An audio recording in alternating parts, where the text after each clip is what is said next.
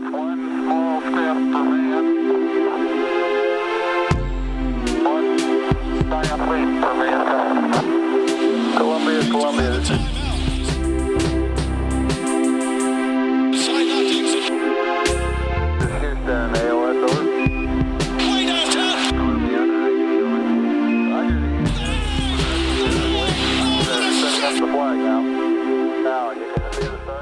Welcome, everybody, to the TKW Podcast. I'm Anthony Corbo, and joining me, as always, today, I've got Kyle Maggio. What's going on? And Bryan Gibberman. What's up, guys? Things are good. Things are good for a Knicks loss, I would say, tonight. Things are we watched them not get demolished in a game, which is good. You know, they're either winning big, I feel like, in a lot of points this season, or they're just kind of like, you know, getting crushed. But they were able to hang around for the majority of this game. We saw some flashes on, you know, both sides of the court from a lot of players. I guess let's start with Bryan. What are your biggest takeaways from the Knicks loss to the Pacers tonight? I thought they acquitted themselves pretty well in the game, even though they lost. The Pacers, basically in the fourth quarter, had a little bit of another gear defensively, and the Knicks got flustered down the stretch and couldn't really get anything going offensively until the game was out of hand, and the Pacers were able to score a little bit easier.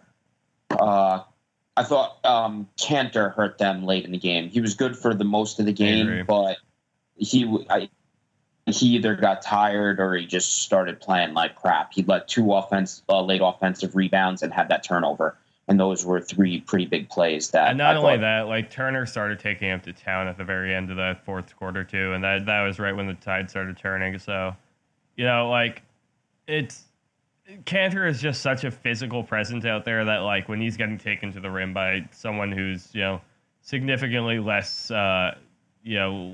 strong than he is on the court, it's not very encouraging for us. I was worried about his matchup tonight. I thought he was gonna. I tweeted it. I thought he was gonna get murdered again, but he held his own up until when I started to see it kind of dwindle away. It was like 3 or 4 minutes left in the third, and then to close out the third, the Pacers went on a little run, and I think they were up 6 at that point. But I thought he fought most of the game. I thought he actually had a really nice night. He was mega efficient again to get 20 points on 11 shots and 15 rebounds. So I thought, and defensively, I thought he was fine for what was happening. So I know everybody, and including us, will give Kanter a lot of flack for his defensive woes, but I thought he was very impactful tonight. Yeah, I thought for the beginning, for most the first half, I thought he was really good. I thought he bounced back from that Hornets game. That was one of his worst games of the season. Even the third quarter, I just thought late in the game, and maybe it was him being tired, but he wasn't closing out possessions, and that was the turnover was big. It was still a game at that point. And one other thing that jumped out at tonight, Hardaway's actually started to make his twos. He was 7 of 13 from 2 tonight and 4 of 6 the night before. That's 11 for 19. But because he's missed the threes, he's been 2 of 11. He still only had 31 points on 30 shots. And he's averaging 21 on 17 shots this season. I think that's a really good example for people who complain about his shot selection and how many threes he takes, is that even though obviously you want him to do both together, but the fact that he's basically having the same field goal percentage, but losing points because of the type of shots that are going in versus have been kind of inverted, that the value of what he does comes in. The threes are what make him the player that he is. I think it's a testament to him being able to just make it work regardless. You know, if the three's not falling, I saw it a couple of times tonight even where, you know, he shot the three, and there was a play specifically where the rebound came back to him. You know, he just brought it back in and took the 2, and he made it. You know, he's the kind of player who is gonna continue to take his shot, you know, regardless of if it's falling or not. But he's adapting at least out there, and like we're seeing, he's shooting basically the same field goal percentage, but he's shaving some points because they're not all threes.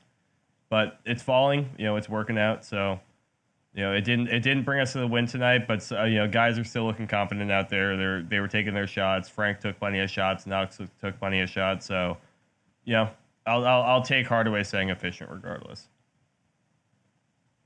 Mudiay was pretty damn good tonight too. Yeah, I think.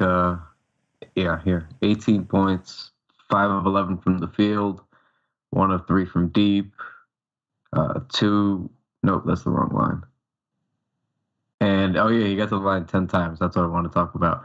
And they were really like good, savvy draws of the defender that he was doing too. And he just kept a lot of fakes, got guys to bite, but he was 7 of 10 from the line. But that was really good.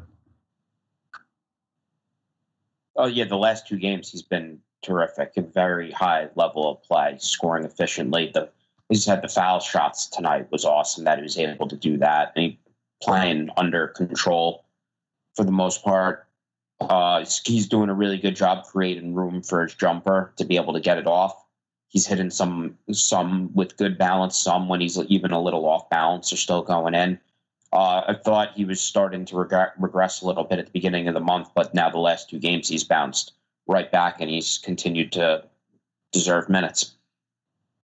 Yeah, I don't know. I'm just very encouraged by him at this point. Yeah, he just.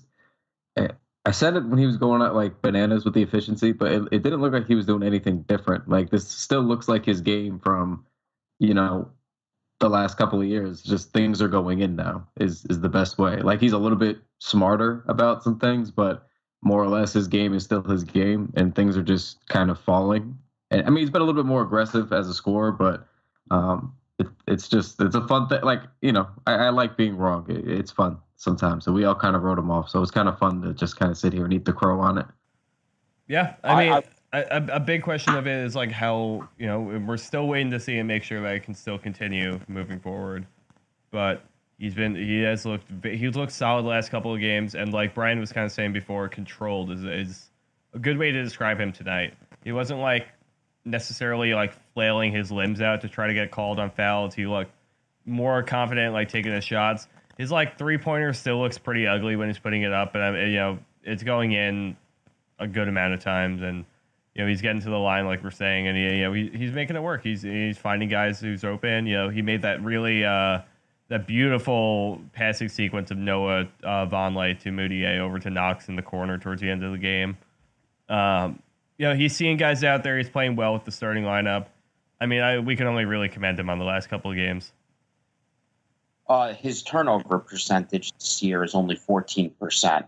For his career, it's 16.7. So there's some strides being made there that are pretty helpful. His possessions with the ball in his hand, when they're not ending in live ball turnovers or even dead turnovers, it helps make him a better player. Yeah. So Mudiay looking good with the starting lineup lately. Are you still feeling like we should be plugging Frank into his spot regardless of his play the last couple of games and like that he's been able to keep it consistent, or do you think Mudiay is at least deserving of the spot for the time being? No, you can't pull Mudiay the way he's playing the last games. Like that would be ridiculous to say. Trey Burke made his comeback tonight as well. Speaking of point guards, limited minutes. How many minutes did he actually end up playing tonight? 12. Yeah. 12 minutes. He hit 1-3, and that was it. Yep. So not exactly the offensive explosion out of Trey Burke on the coming into the next rotation. Good to see Frank Ntilikina still getting a decent amount of minutes tonight, even though he was a bit quiet. Only the 1 3-pointer. Oh no, he didn't hit a 3. I'm sorry. He got to the line, and 4 assists to go with it. But at least those 3 guys are getting minutes in the rotation, as well as Courtney Lee, which is something I thought was going to be kind of improbable. But Dotson is out and Trier's out and everything. Do you guys think that Burke and Lee are basically the 2 who are going to lose their minutes when Dotson and Trier get back into the lineup? I think Lee is probably gonna lose him, but I don't. I just get this weird feeling with Burke, like they're gonna really ride with him for, at least as long as when he's going to be scoring. We also did a Maggio Hezonja playing 13 minutes tonight too, so there's definitely some minutes to open up there. Yeah. There's going to be nights Burke makes his shots, but yeah, I'm kind of done with him. And I think the team, Fizdale should be also. He took 7 shots in 13 minutes. And he's not contributing. I know he had the 3 assists and the 4 rebounds. He just has the ball. I get playing him tonight because of all the injuries, so I don't really have an issue with that. I have an issue with when he's coming in. It's just the Trey Burke show, and no one else is. Frank should be initiating the offense more than Burke, and Burke has to play some off the ball. There has to be a better balance to it. It just can't all be Trey Burke. That's detrimental to the team, and it's detrimental to the other player. It doesn't help from a team perspective, and it's not helping from a developmental perspective because you want Frank playing with the ball in his hands more.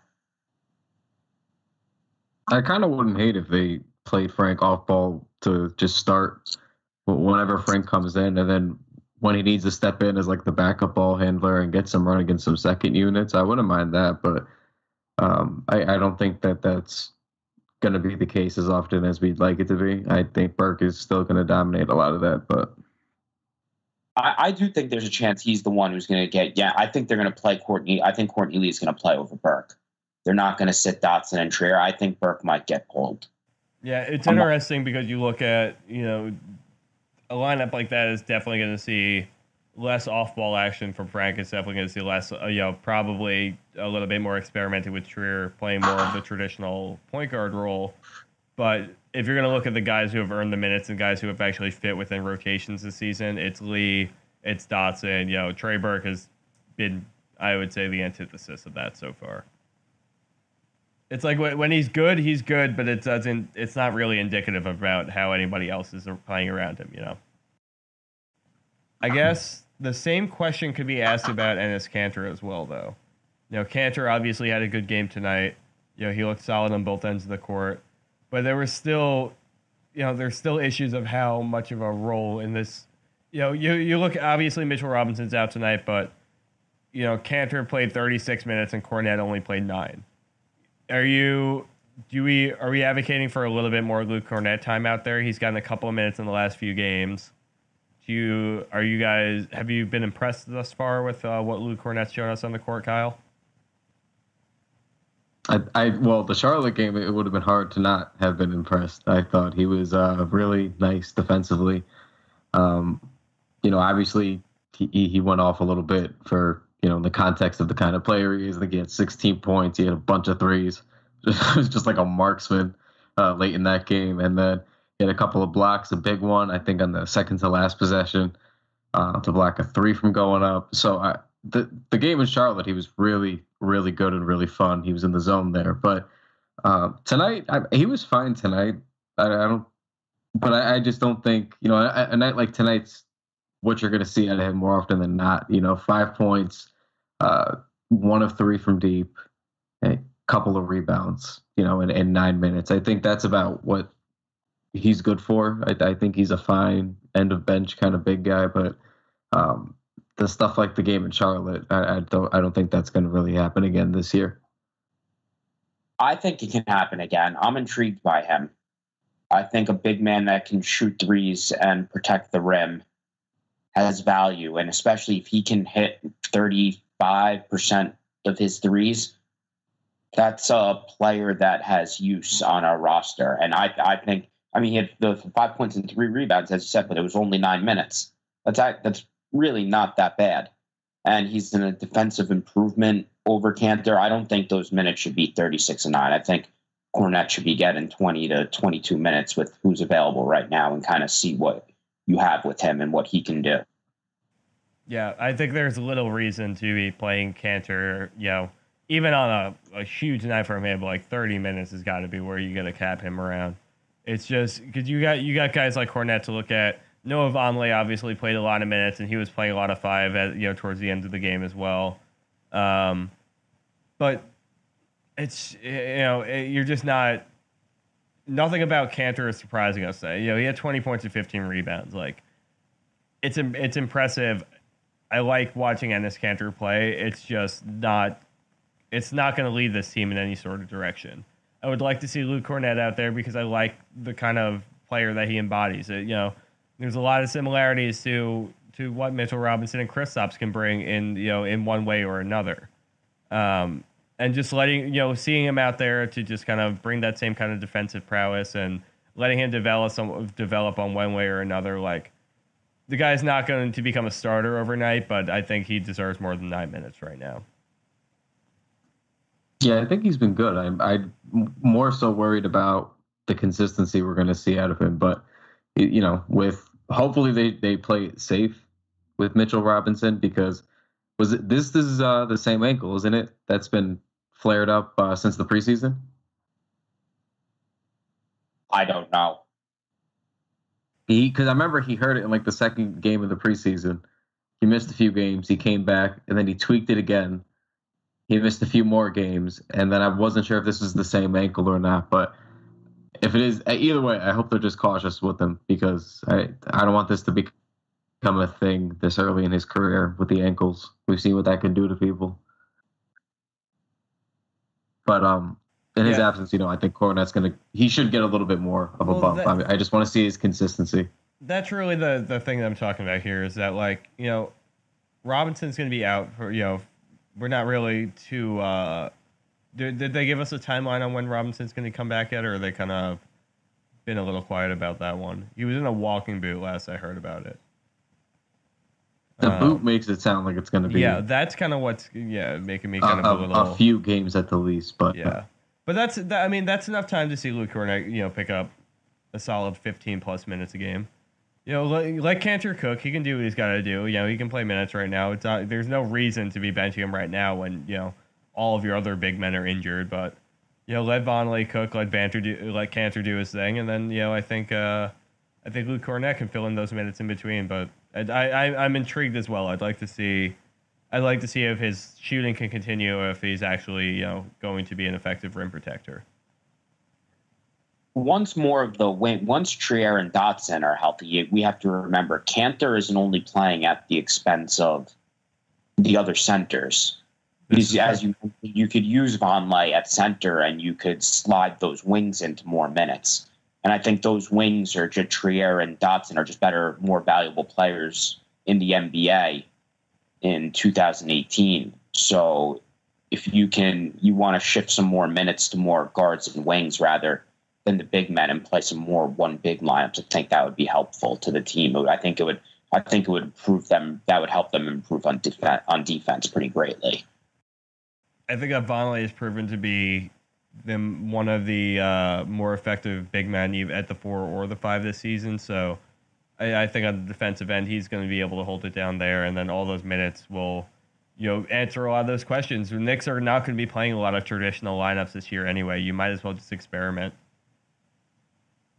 I'm just a big proponent of keeping Noah Vonleh on the court all of the minutes.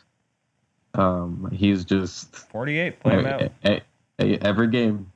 I'm very impressed with him. Still, I am. What do you? Quick question for you guys: what kind of contract do you think he gets offered next year?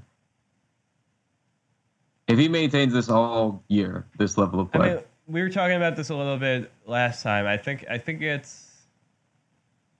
he could command between 7 and 12, and we'll see depending on where his play fluctuates to this season. I think he's proven himself on the defensive end to at least be worthy of that, nearing 5 digits out, or whatever it is, quintuple digits there. Yeah, 10 to 12 million most likely. Yeah. He keeps up the play.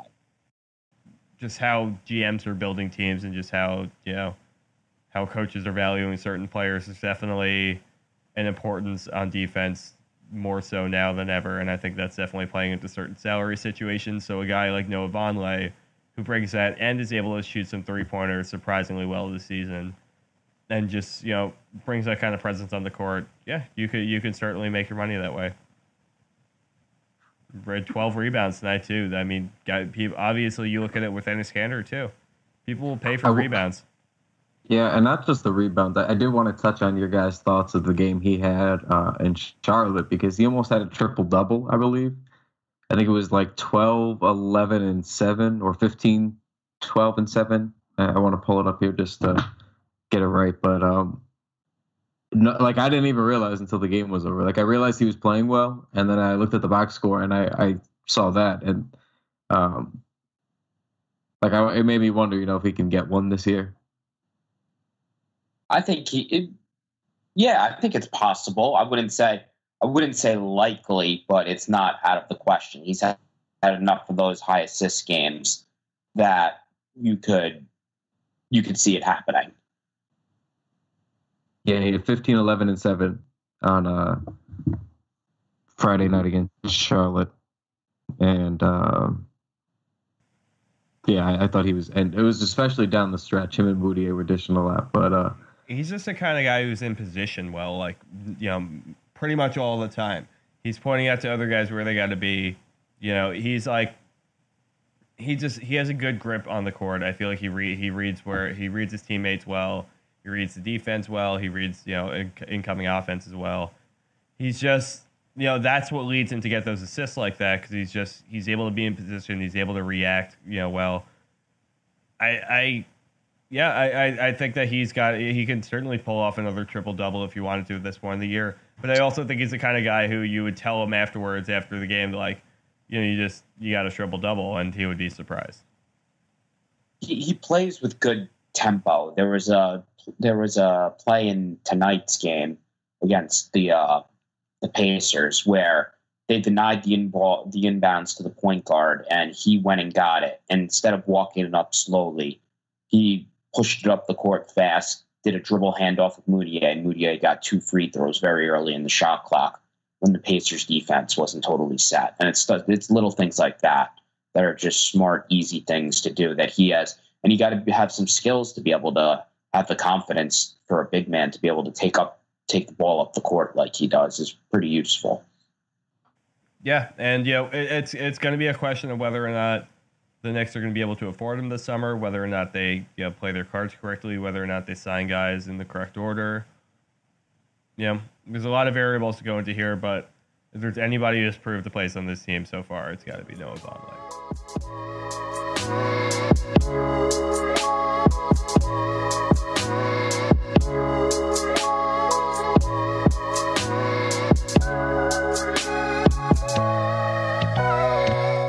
So what did we think about Kevin Knox tonight?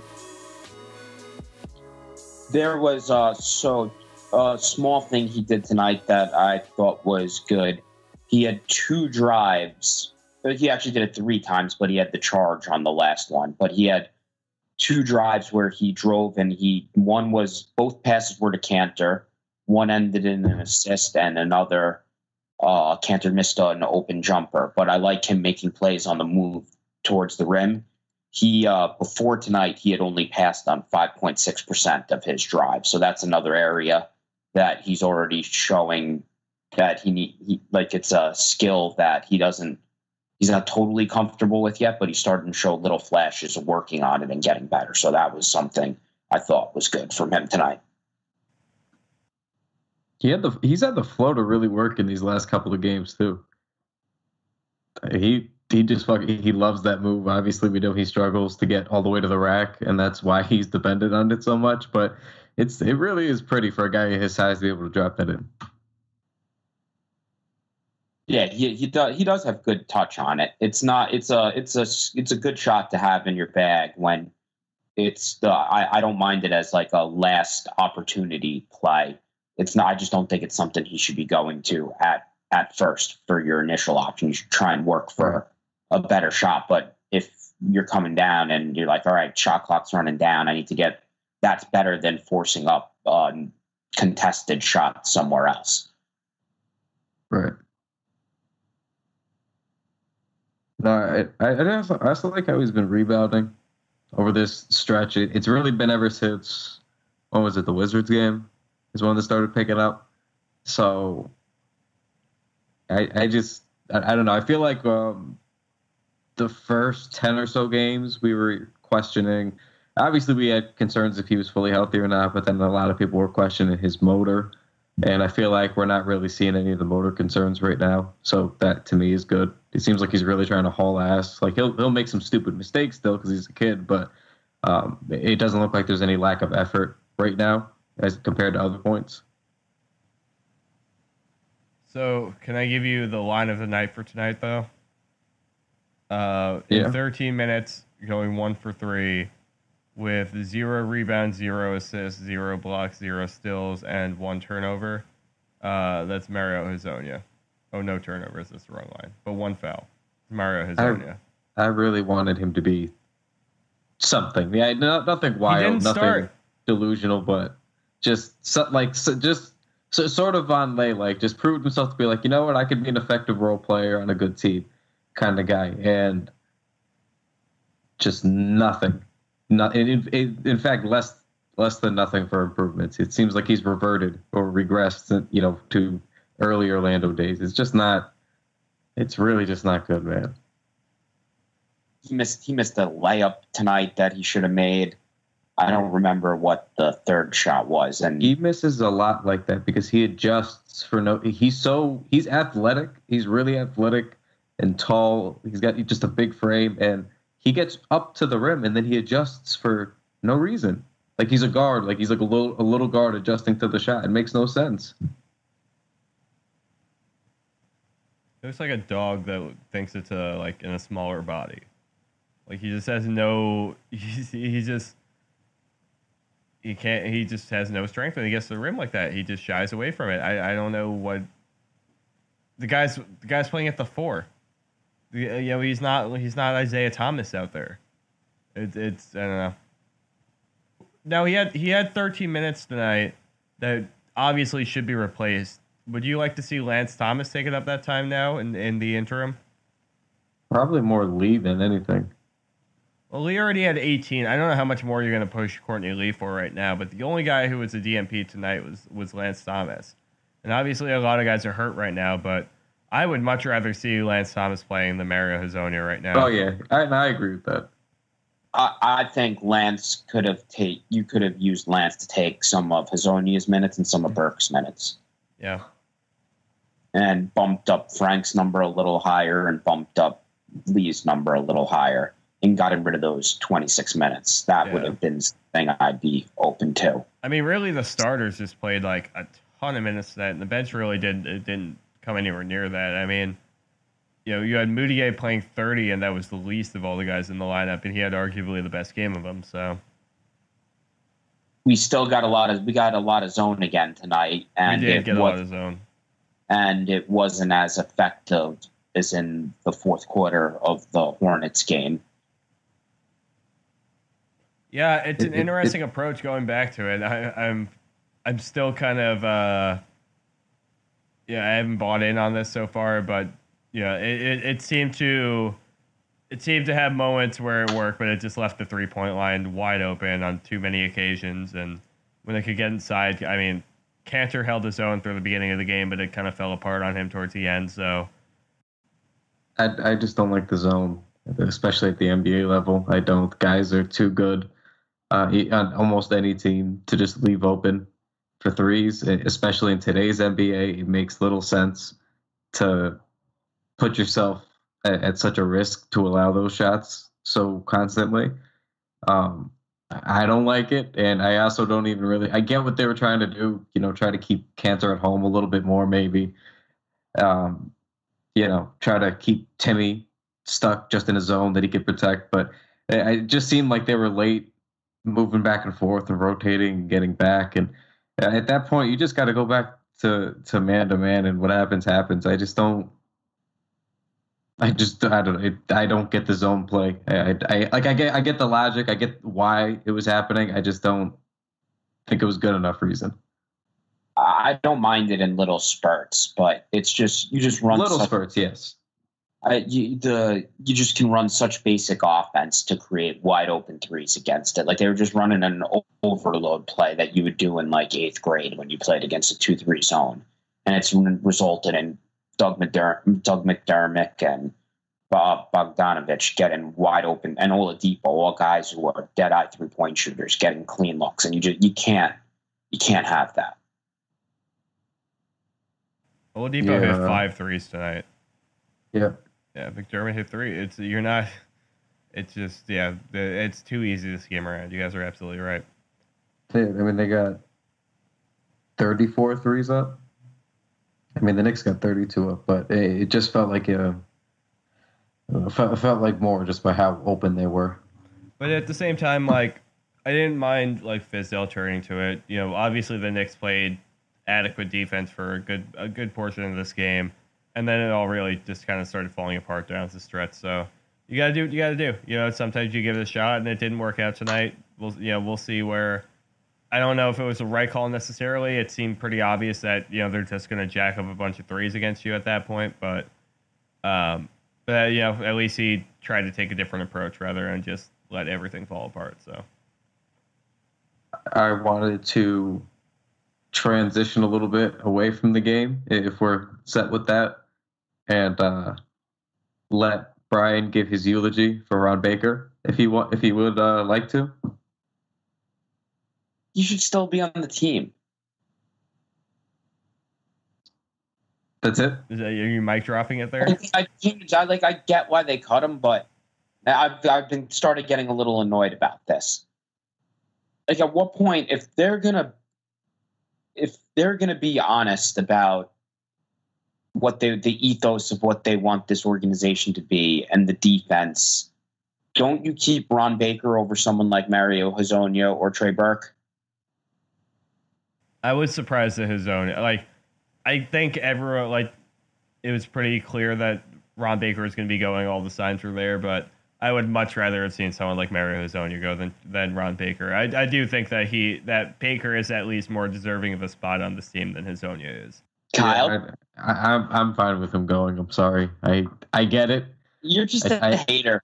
I'm not just a hater. Look, I get it, and I have given him credit. Like, after I stopped fully busting your balls about it all the time, like, I gave him credit. I'm like, look, I understand the why you would want to root for him. I understand the little things that he does that are good. I just don't think it's overwhelming enough. Like if you ask me about Frank, I'd be like, well, he's great at defense. That's why you put up with his shitty offense that happens most of the time until he figures it out.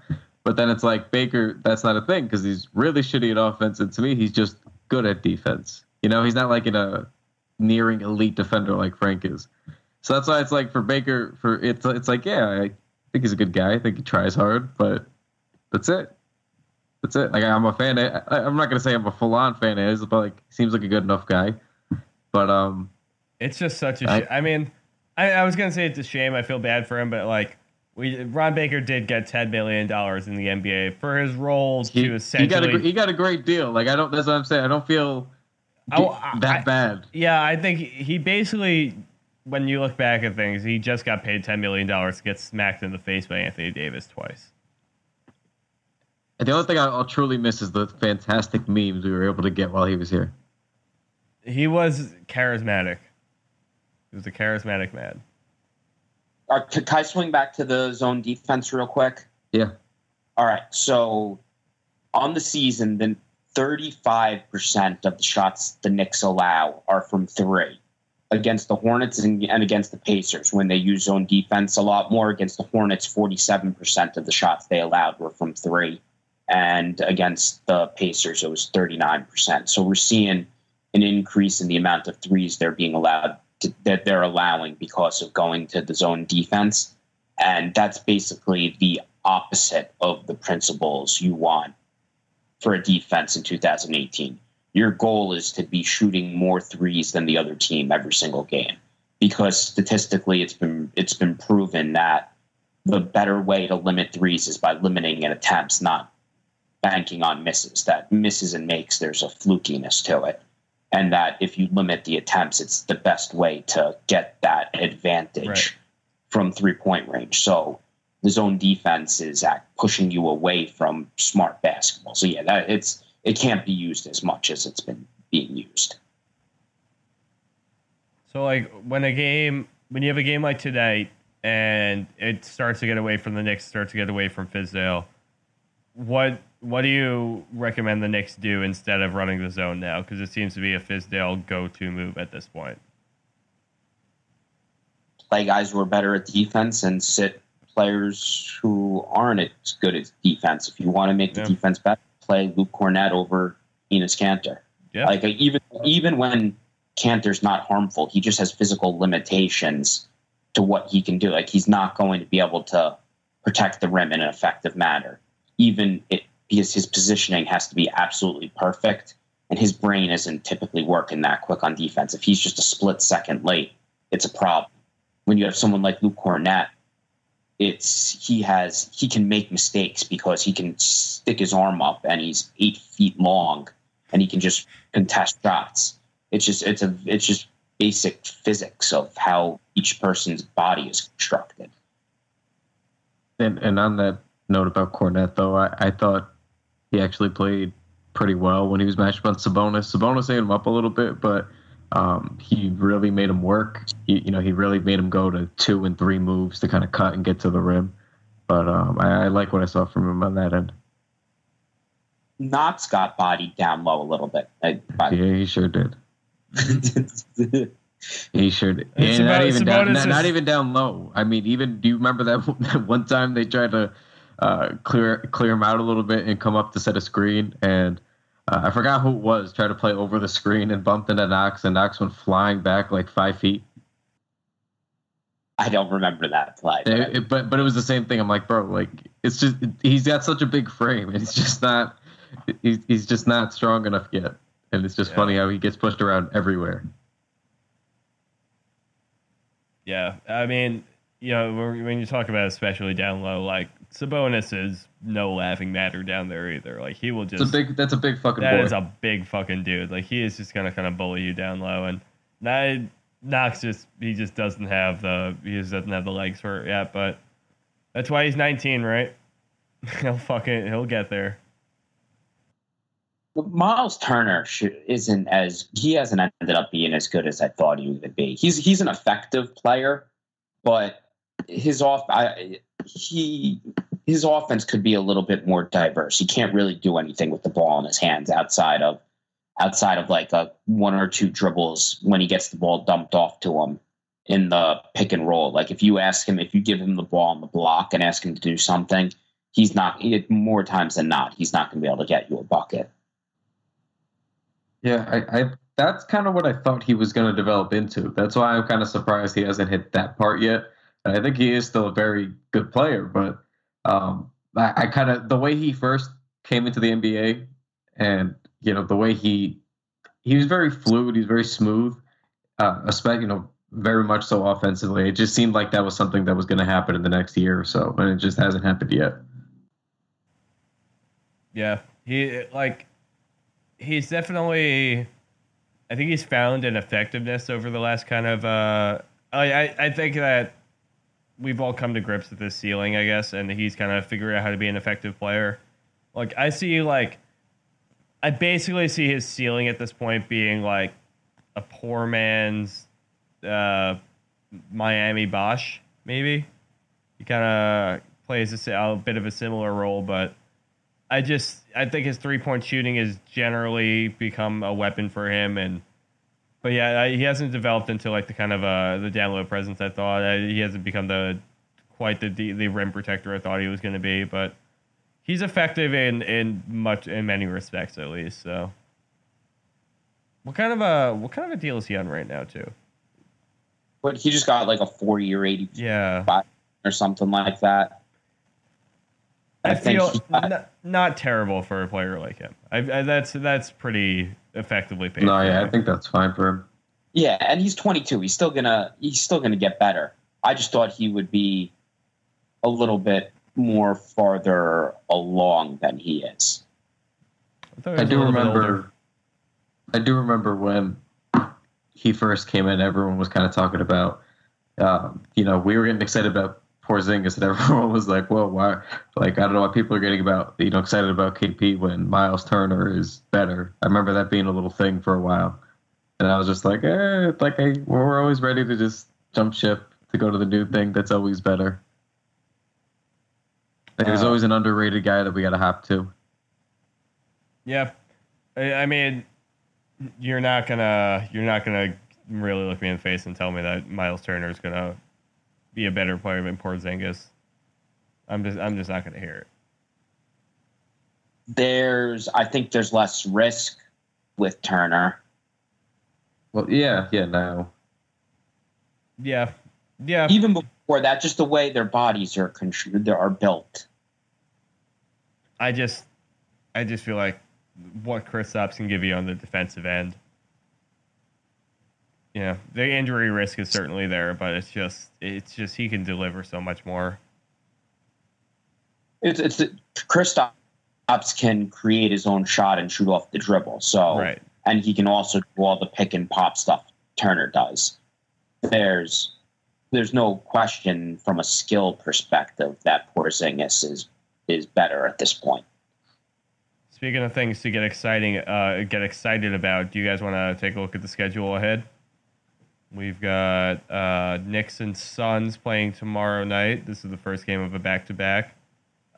So after dropping to 9-22 on the season, there is a likely chance of slight redemption against the league's worst team to get tomorrow.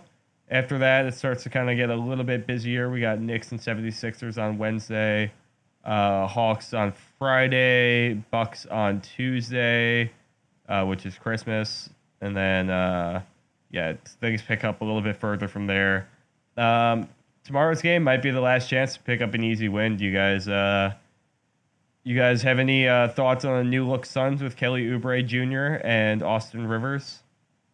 What a night that was with the trade up. I don't think it's Booker's back, and it won't be as easy as they're not nearly as bad. And I think they've won 2 straight games for the first time this year. Booker returned from injury in the last one.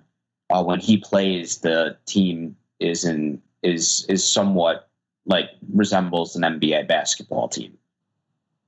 Yeah, I mean, I'm not going to sit here and call it like a must-win tomorrow or anything for the Knicks, but I think you should be able to beat a Suns team at home, even with Devin Booker. I think that would be, again, I'm rooting for wins here this year. That's something that I'd like to see happen tomorrow. Yes, I would very much prefer the Knicks not lose to the Suns at home. Yeah, and I mean it's been quite a few games since we've had a good win. The Suns have kind of shored up some of their guard depth issues with with Austin Rivers coming in, with Oubre on the wing now. I think it was a good trade for them, but I think that this is definitely still an opportunity for the Knicks to kind of get a little confidence back, kind of right the ship a bit. But we're still probably going to be without Alonzo Trier, going to be without Mitchell Robinson. So I'm not looking forward to the stretch of games coming up after that. Not looking forward to playing the teams like the Sixers and the Bucks without having a full loaded roster. But they're about to hit. They have a 6-game road trip coming up. Yeah, it's not going to be a pretty January. So if you're trying to stay sane, if you're trying to stay a little bit optimistic here, just look away from that final score. Yeah, that road trip is going to be brutal. Just positive. I can feel it already. It's just going to be a fucking thumping. Do they get 1 or 2 wins on it? Oh, I don't know where. Maybe the Jazz are underperforming. The Jazz maybe, and then like a fluke game against the Blazers. Not that I would believe that they're going to win in Portland. I just think they're going to win like a fluky one of them. And they have 2 nights in LA before the game on Friday night. That's not going to be good. No. Hopefully they get one. I'll set my goal for that road trip as 1 win. Yeah, I'm just gonna stick on 1 and just hope I don't even want to get excited. Yeah, and then what the worst part is? Those are going to be all the West Coast games, and I got to stay up till 10:30 while you guys get to enjoy it and go to bed at a reasonable hour. Dude, oh my God, I am barely there with you. West Coast games, it's literally an hour that I save. All right, I'm gonna be able to go to the gym before and go run. You're a piece of shit. The games start, and then still be in bed by 10:30, 11 for work. Yeah, I'm gonna go to bed nice and early at 1:30 a.m. when the game wraps up. So You got very lucky. excited. There's not a game on Wednesday of the trip. You're lucky. Jesus Christ. Yeah. That would have been funny. You had to tape the podcast at like 2 a.m. Yeah, expect some shorter pods in the next couple of weeks, I think. All right, you guys have anything else you want to touch on tonight? No? Kyle, do your No, I thing. think all right, so make sure you're following us, obviously, on Twitter, all of us here. So at the Knicks Wall on Twitter. Make sure you like us on Facebook, and you're following us on Instagram. Make sure you're doing all those things. Subscribe to our Twitch channel. It's twitch.tv/the Knicks Wall. And we do the 2K pregame shows. Again, we're trying to be more consistent with that. So just subscribe to that, and we'll keep that going. And it's now too late to get any of your TKW merchandise shipped before the holidays, but it's always still available. We'll probably have a sale coming up for the new year. Yep. So keep a lookout for that, and check out the French Prince design. Always. And that's about it. Hell yeah. Hell yeah. All right. Well, thanks everybody for listening and sticking with us through the show. Kyle, Brian, I hope you guys have a good night, and we'll talk to you all on Wednesday night.